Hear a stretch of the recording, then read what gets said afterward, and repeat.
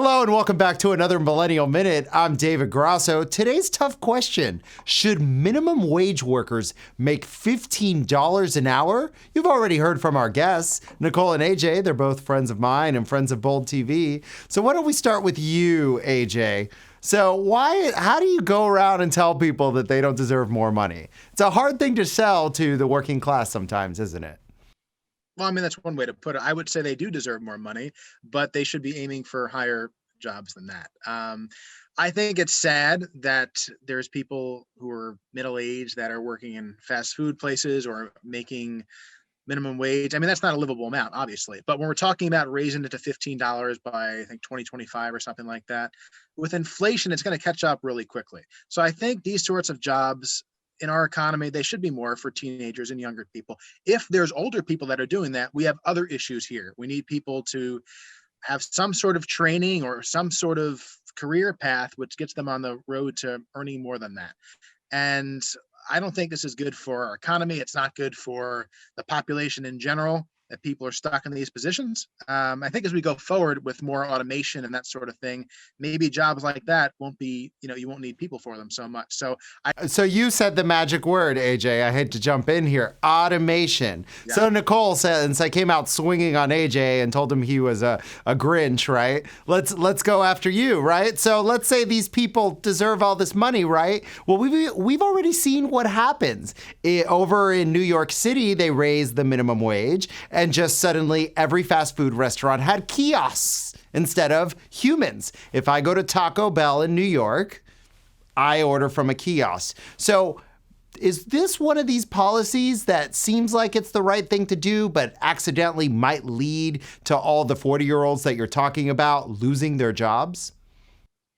Look, I don't know when there became a lost value in having a hardworking job. I don't like to hear words like aim for a better job. There's nothing wrong with going and working 40 hours a week to try and put food on the table for your family. Automation is also happening. These are not a direct impact and a cause to each other. Both are going on. And I couldn't agree more that I would love to see more people get into things like apprenticeship programs that unions provide so that they can go to a work site where they can collectively bargain and make well above the minimum wage. I think we have to stop calling it and stop referring to it as the minimum wage. It needs to be a livable wage. There's nothing wrong with giving the citizens of this country a livable wage for working 40 hours a week.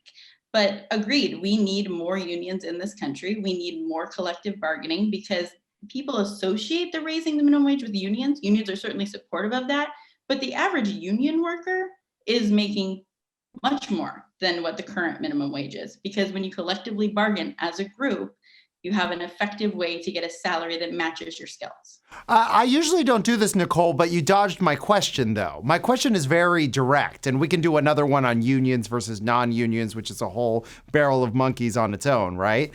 I'm saying, if you raise the minimum wage, a lot of these fast food restaurants and other businesses automate. They get rid of jobs. In fact, the government's own study found that if we raise the minimum wage, millions of jobs will be lost. Minimum 1 million from what I'm saying, 1.4, 2 million, let's say as low as 900,000. A million people will be out of work. How do we address that? I think we need to have more job retraining programs. That is absolutely true. But we're seeing the automation happen regardless of raising a wage, is my point.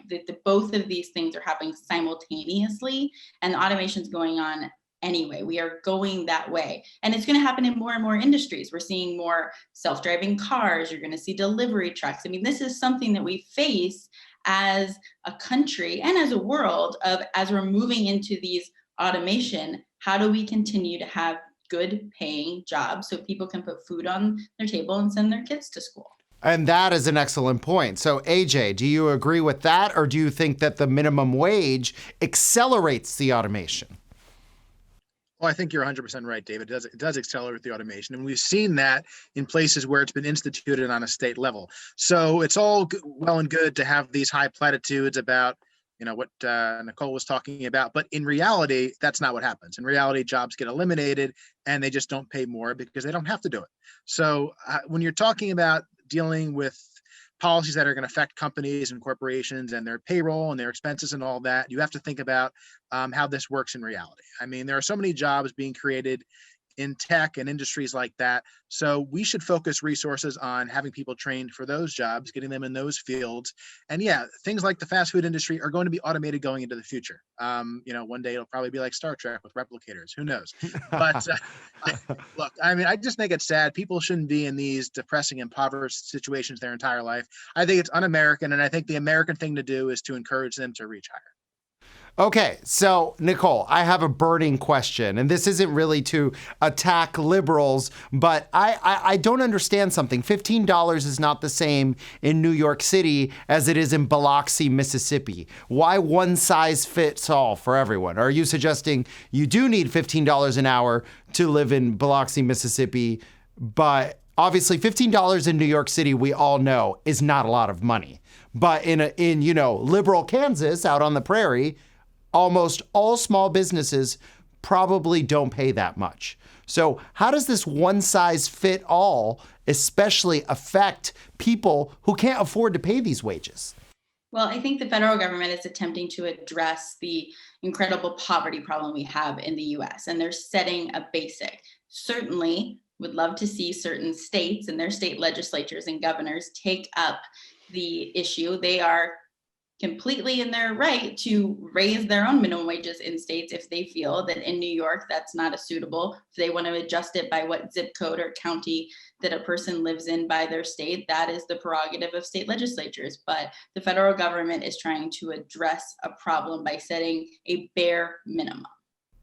I guess, AJ, the same question to you. Like, is $15 isn't $15 all over the country. It's very different in Honolulu than it is in, Wichita, Kansas. So how does one baseline work across, the largest economy in the world? Really, we're not a country, we're our own planet. It's hard to have one standard across the entire country.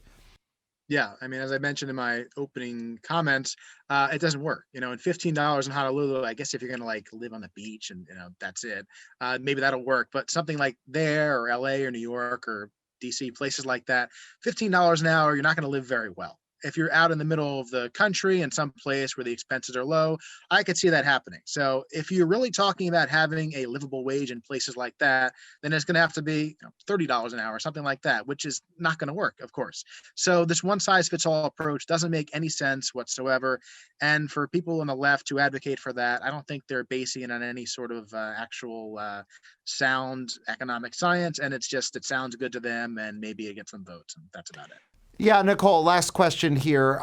Big companies can obviously afford these wages. I don't think anyone disputes that. Amazon, Walmart, Google, all these people, we're not going to cry tears for them having to pay their employees more. They probably deserve it, right? But what about the small businesses that are struggling to get by? Not just because of wages, right? Because of the competition from these behemoths that are squashing them, because of coronavirus, because of everything else going on. How do we make sure we're not locking out small business out of prosperity? Part of the reason they're being squished is because these huge companies are able to keep growing because they don't pay their workers. Walmart puts people at 39 hours to make sure that they can't qualify in for healthcare, and it saves them a bunch of money from having to pay for that. I mean, there's a reason these huge corporations who have CEOs that are making 40 times the average worker in a year are squishing small businesses in certain communities. So if we allowed workers to organize and collectively bargain for these better wages, and we put a check on these corporations, then these small businesses actually would be able to thrive more in their communities. Right, but here's the deal. I believe some unnatural percentage, the vast majority, comes from small business. So the average person that we're dealing with comes with a small business. I don't think anyone disagrees with you, Nicole, that these big companies are running amok. In fact, AJ could probably speak to that as well. I guess my question is, don't we worry about the effect on the small guys? And I hear you loud and clear, but AJ, what do you think about that? Yeah, that's the problem. I mean, these major corporations, if you're an evil empire like Amazon, you'll get by.